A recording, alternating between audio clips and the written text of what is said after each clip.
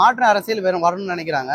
சீமான் இருக்காரு, அண்ணாமலை இருக்காரு, மாற்றமா ஏன் அவங்க வரக்கூடாதுன்னு நினைக்க மாட்டாங்க? அவங்க பெருசா எந்த இன்ட்ரெஸ்டும் ஜனங்க காமிக்கல. இவர் முன்னாடி இவர் ஒரு ஸ்டெப் தான் எடுத்து வச்சாரு, இவருக்கு காமிச்சாங்கல்ல, ரெஸ்பான்ஸ் தானே முக்கியம்.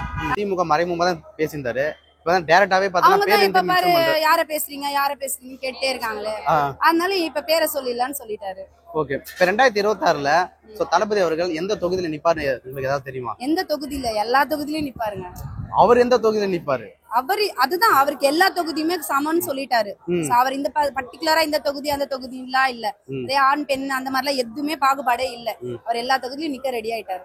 ஓகே, இப்ப எத்தனை தொகுதி நீங்க வெற்றி பெறுவீங்கன்னு நினைக்கிறீங்க தமிழுக்கு வெற்றி கழகம்? ஆக்சுவலா இப்ப யங்ஸ்டர்ஸ்க்கு எல்லாருக்குமே சப்போர்ட் சார் விஜய் அண்ணாக்கு தான். சோ அவர் நிக்கிற எல்லா தொகுதியிலுமே ஜெயிப்பாருன்றதா எங்களோட நம்பிக்கை. உள்ள தளபதி என்னதான் பேசுனார்? தளபதி என்ன பேசினாரா? வெளியே நம்ம என்ன பேசுறோம், மது ஒழிக்கணும், இந்த மாதிரி பாலியல் தொந்தரவு இருக்கு, இதெல்லாம் பத்தி நம்ம பேசிட்டு இருக்கோம்ல, அதை அவர் உள்ள பேசினாரு. நான் இருக்கேன் உங்களுக்கு, நான் கண்டிப்பா எல்லாத்தையும் சால்வ் பண்றேன் அப்படின்னு பேசினாரு. இல்ல, தொடர்ச்சி அதை பத்தி தான் பேசிட்டு இருக்காரு. மத்த மாநாட்டுக்கும் இப்ப இங்க பேசுன பேச்சுக்கும் பாத்தீங்கன்னா என்ன டிஃபரெண்ட் நினைக்கிறீங்க? 17 கோரிக்கையை வச்சிருக்காரு. 17 கோரிக்கை நிறைவேற்றுறேன்னு சொல்லிட்டு வாக்குறுதி கொடுத்திருக்காரு. ஒரு ஊர்ல என்னென்ன பிரச்சனை இருக்கு அதை கேட்டு சால்வ் பண்றேன்னு சொல்லியிருக்காரு. அது உண்மைதானே. பெண்களுக்கு முன்னுரிமை தரணும்னா எந்த கட்சியுமே முன் வர மாட்டேன்றாங்க. சோ ஏதாச்சும் ஒரு ப்ராப்ளம் வந்துட்டே இருக்குன்னு. ஆனா இவர் ஃபர்ஸ்ட் உரிமை பெண்களுக்கு தான் கொடுத்திருக்காரு. சோ பெண்கள் முன்னாடி வரணும், நீங்க முன்னாடி வந்தாதான் எல்லாரும் ஸ்டெப் எடுத்து வைப்பாங்கன்றது அவரோட தாக்கம். திமுகவும் அப்படித்தானே பண்றாங்க. பஸ் இப்பதான் பஸ் ஃப்ரீயா கொடுத்திருக்காங்க. பஸ் ஃப்ரீயா விட்டாங்க. பஸ் ஸ்டாண்ட்ல நிக்குதாங்க. பஸ் ஸ்டாண்ட்ல நிக்குதா? சரி சொல்லுங்க. பஸ் ஸ்டாண்ட்ல நிக்கிறது இல்ல. நானே போயிருக்கேன், பஸ் ஸ்டாண்ட்ல நின்னது கிடையாது. நாங்களா கூப்பிடுறோம், அந்த பஸ் என்ன நின்னுட்டு எங்களை பார்த்துட்டு போயிட்டே இருக்காங்களே தவிர நிக்க மாட்டேன்றாங்க. அது அங்க டிரைவர் பண்ணது தப்புக்கு ஸ்டாலின் தான் பண்ணுவாரு. டிரைவர் பண்ற தப்ப யாரு கேட்கணும்? ஸ்டாலின் கேட்கணும்ல. ஏன்பா பஸ் நித்த மாட்டேன்ற? லேடிஸ் நிக்கிறாங்கன்னா நின்னுதான் நீ இன்னைக்கு எத்தனை வந்துச்சு டிக்கெட், ஏன் இப்படி கலெக்ட் ஆகல? அப்ப யாரும் பஸ்ல ஏறலையா? அப்ப என்ன நீங்க மேல இருக்கவங்க கொஸ்டின் கேட்டா தானே கீழே இருக்கவங்க பதில் சொல்லுவாங்க. நீங்க கேட்காம இருந்தா கீழே. மகளிருக்கு 1000 ரூபாய் கொடுத்துருக்காங்க இல்லையா? நல்லா கொடுத்தாங்க 1000 ரூபாய். ஓட்டு 5 பேருக்குமே ஓட்டு வீட்டுல, ஆனா ஒருத்தருக்கு மட்டும் 1000 ரூபாய். அது எப்படி சொல்லுங்களேன்? அப்ப ஒருத்தருக்கு மட்டும் அந்த ஓட்டு போட்டவங்க கிட்ட மட்டும் நீங்க அந்த 1000 ரூபாய் கொடுத்துருக்கணும். மீதி 4 பேர்கிட்ட ஓட்டை வாங்கிட்டு ஒருத்தருக்கு மட்டும் கொடுத்தா எப்படி? யாருக்குமே சரிசமமா எதுவுமே சரிசமமா யாருக்குமே நடக்கலீங்க. அதுதான் உண்மை.